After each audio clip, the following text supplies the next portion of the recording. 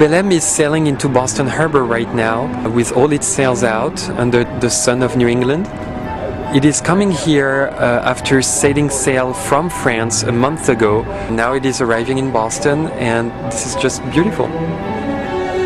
It is the oldest European tall ship still at sea.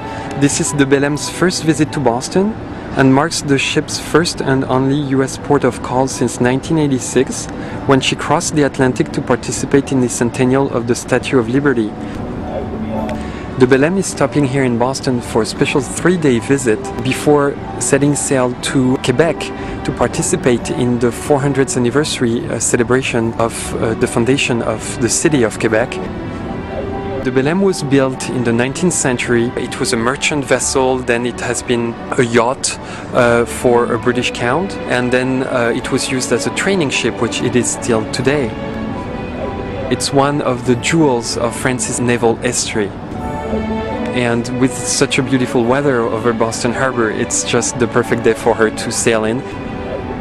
She's going to be here in Boston until Saturday, June 21st at night.